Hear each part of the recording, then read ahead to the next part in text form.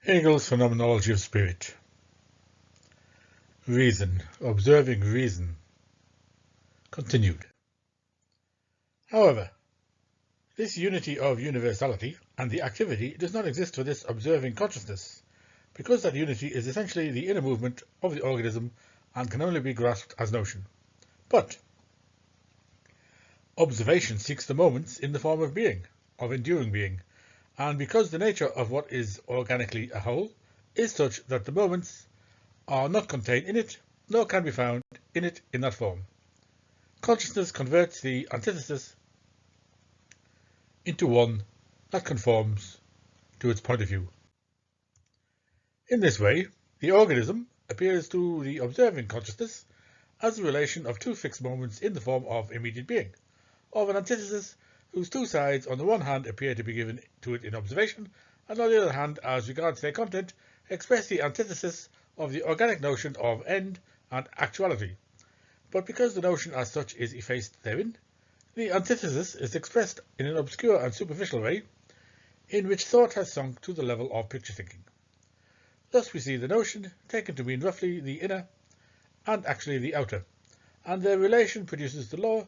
that the outer is the expression of the inner. When we consider more closely this inner, with its opposite and their relation, we find that in the first place the sides of the law no longer have the same import as in the case of previous laws, in which they appeared as self-subsistent things, each as a particular body, nor in the second place do we find that the universal is supposed to have its existence elsewhere, outside of the two sides. On the contrary, the organic being in its absolute undividedness is made the foundation as the content of inner and outer, and is the same for both. Consequently, the antithesis is still only a purely formal one, whose real sides have the same in itself for their essence, but at the same time, since inner and outer are opposite realities, and each is a distinct being for observation, they each seem to observation to have a peculiar content of their own. However, this peculiar content, since it is the same substance or organic unity, can in fact only be a different form of that substance, of that unity. And this is implied by the observing consciousness, when it says that the outer is merely the expression of the inner. We have seen in the notion of end the same determinations of the relation, namely, the indifferent independence of the different sides and the unity in the independence, a unity in which they vanish. We have now to see what shape the being of inner and outer each has. The inner as such must have an outer being and a shape, just as much as the outer as such, for it is an object, or is itself posited in the form of being, and as present for observation. The organic substance, as inner, is the simple unitary soul, the pure notion of end, or the universal, which in its partition equally remains a universal fluidity, and therefore appears in its being as the action or movement of the vanishing actuality, whereas the outer, opposed to that existent inner, subsists in the quiescent being of the organism. The law, as the relation of that inner to this outer, thus expresses its content once by setting forth universal moments or simple essentialities, and again by setting forth the actualized essentiality or shape. Those first simple organic properties, to call them such, are sensibility, irritability, and reproduction.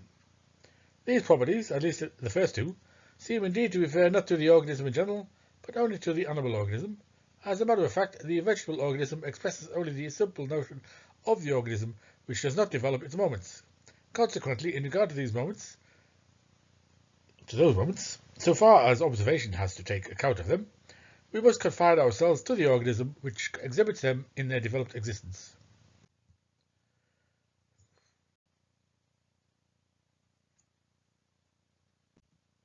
Now, as regards these moments themselves, they are directly derived from the notion of end in itself, of a being whose end is its own self, for sensibility expresses in general the simple notion of organic reflection into self, or the universal fluidity of this notion. Irritability, though, expresses organic elasticity, the capacity of the organism to react at the same time that it is reflected into itself, the actualization which is opposed to the initial quiescent being within itself,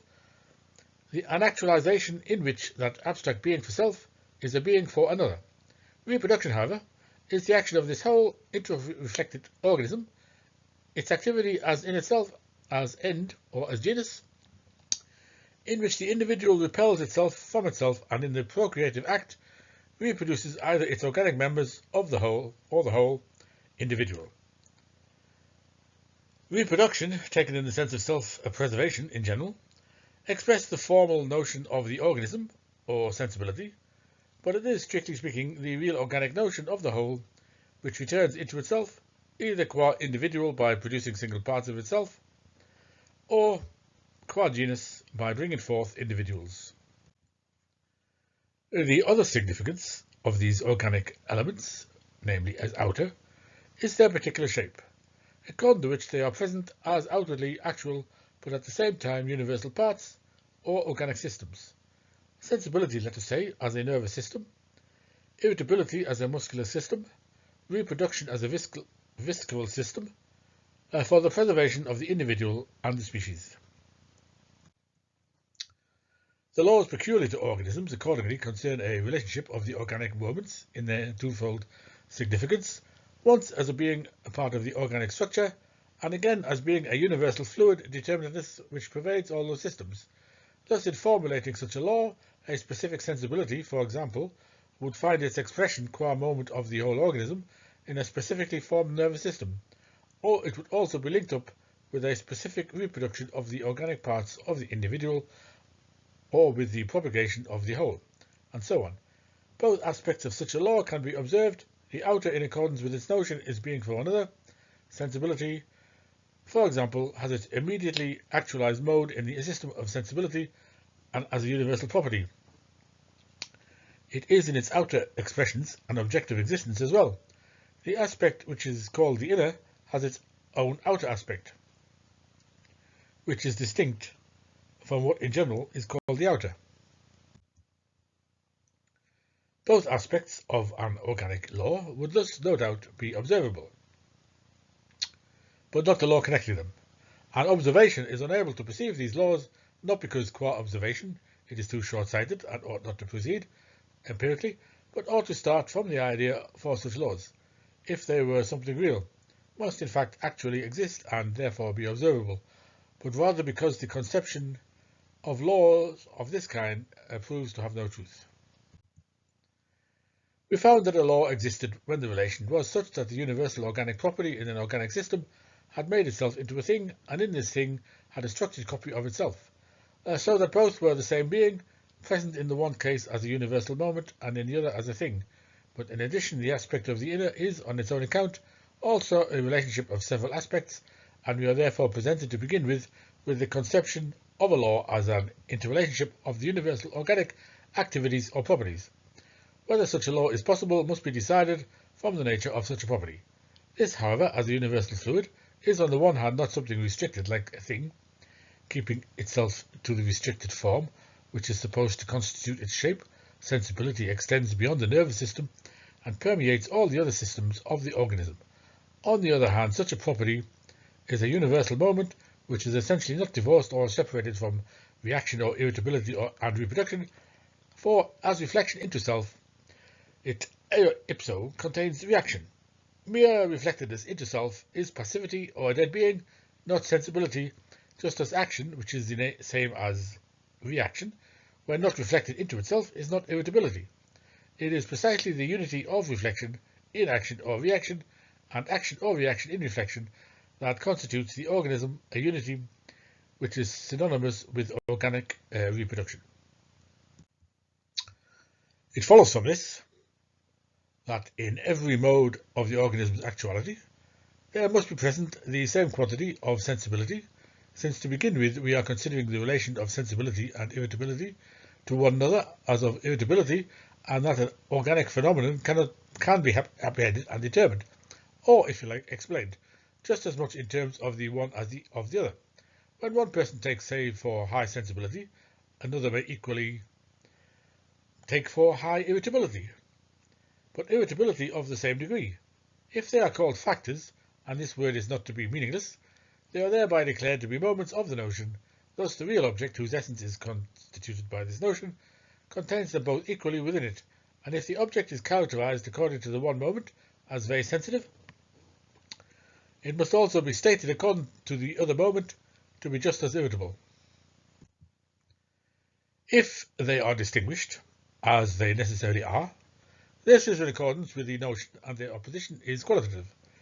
But when apart from this true difference, they are also posited as they immediately are, and for ordinary thought as they might be as aspects of the law, then they appear as quantitatively distinct. Their peculiarly qualitative antithesis becomes one of magnitude, and there arise laws of this kind, for example, that sensibility and irritability stand in an inverse ratio of their magnitude, so that as the one increases, the other decreases, or better, taken directly the magnitude itself as the content, as its smallness decreases. Should, however,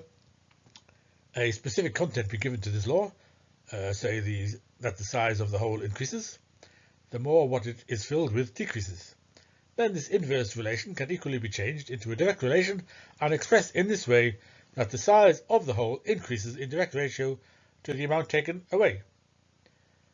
A tautological proposition, whether expressed as a direct or an inverse ratio. As so expressed, the proposition means simply this, that a quantity increases as this quantity increases. Just as the whole and what fills it and is taken away are qualitatively opposed, but what is real in them and its specific quantity is one and the same in both,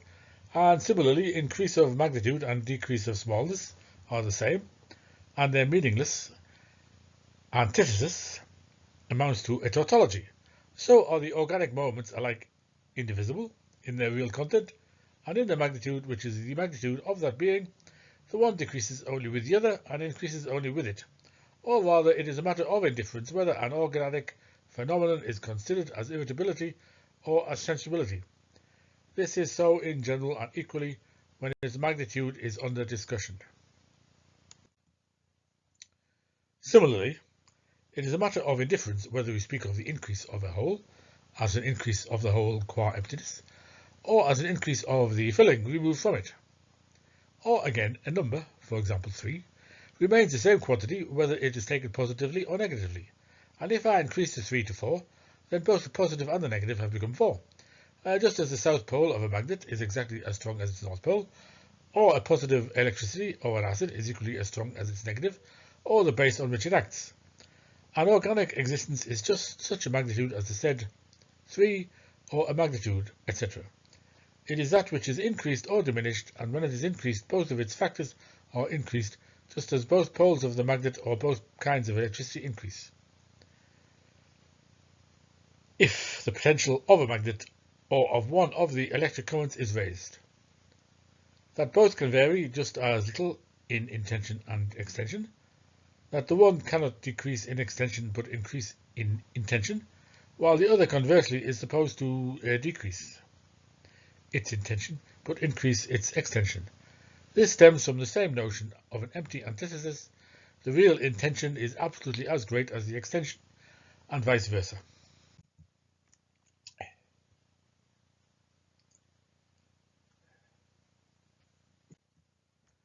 It is evident that what really happens in formulating this kind of law is that at the outset irritability and sensibility constitute the organic antithesis, but this content gets lost sight of and the antithesis deteriorates into a formal one of quantitative increase and decrease, or of varying intention and extension. An antithesis which no longer has anything to do with the nature of sensibility and irritability and no longer expresses it. Hence the empty play of formulating laws is not confined to organic moments but can be practiced everywhere and with everything, and rests in general on a lack of acquaintance with the logical nature of these antitheses. Lastly, if instead of sensibility and irritability, reproduction is brought into relation with one or the other of them, there is no longer even the occasion for making laws of this kind, for reproduction does not stand in an antithetical relation to those moments as they do to one another, and since this law-making is based on such an antithesis, here even the show of its being practiced is absent. The law-making just considered contains the difference of the organism in their significance as moments of its notion, and strictly speaking should be an a priori formulation of the law, but it essentially involves this thought that those differences have the significance of being already given, and that consciousness that merely observes has, moreover, to confine itself only to their outer existence. The actual organism necessarily contains such an antithesis as is expressed by its notion, and such as can be determined as irritability and sensibility, as these in turn appear distinct from reproduction. The externality in which the moments of the notion of organism are here considered is the inner's own immediate externality, not the outer, which is the outer of the whole organism, and its shape, the inner in its relation to this, is to be considered later on. If, however, the antithesis of the moments is understood in a way it is present in outer existence, then sensibility, irritability, reproduction sink to the level of common properties, which are universalities equally indifferent towards one another, as are specific gravity, colour, hardness, etc. In this sense, it may well be observed that the organism is more sensitive or more irritable, or has a greater reproductive capacity than another, just as you may observe that the sensibility of one is different in kind from that of another, that one reacts differently to a given stimulus than another. For example, a horse reacts differently to oats than to hay, and a dog again differently to both, differences as readily observable as that one body is harder than another, and so on. But these sensuous properties, hardness, colour, etc., as also the phenomena of response to the stimulus of oats, of irritable response to loads, or of the number and kind of young produced, when they are related to one another and compared among themselves, essentially conflict with any conformity to a law. For what characterizes their sensuous being is just this, that they exist in complete mutual indifference, and manifest the freedom of nature, released from the control of the notion rather than the unity of a relation. They were actually playing up and down on the scale of contingent magnitude between the moments of the notion rather than exhibiting these moments themselves. It is the other aspect where the simple moments of the notion of organism are compared with the moments of the outer structure that would first furnish the genuine law expressing the true outer as a copy of the inner now. Because those simple moments are pervasive fluid properties, they do not have in the organic thing such a separate real expression as what is called an individual system of the shape. Or again, if the abstract idea of the organism is truly expressed in those three moments, merely because they are not static and are only moments of the notion and of movement, the organism, on the other hand, as a structured shape, is not exhaustively dealt with in the three specific systems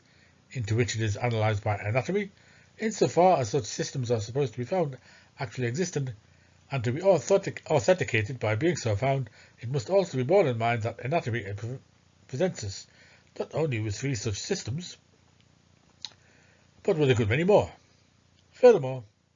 apart from this, the system of sensibility as a whole must mean that something quite different from what is called the nervous system, the irritable system, something different from the muscular system, the reproductive system, something different from the intestinal mechanism of reproduction. In the systems of shape as such, the organism is apprehended from the abstract aspect of a dead existence. Its moments so taken pertain to anatomy and the corpse, not to cognition of the living organism. In such parts the moments have really ceased to be, for they cease to be processes, since the being of the organism is essentially a universality or a reflection into self. The being of its totality, like the moments, cannot consist in an anatomical system. On the contrary, the actual expression of the whole and the externalization of its moments are really found only as a movement which runs its course through the various parts of the structure, a movement in which what was forcibly detached and fixed as an individual system essentially displays itself as a fluid moment. Consequently, that actual existence, as it is found by anatomy, must not be reckoned as its real being, but only that existence taken as a process in which alone even the anatomical parts have a meaning.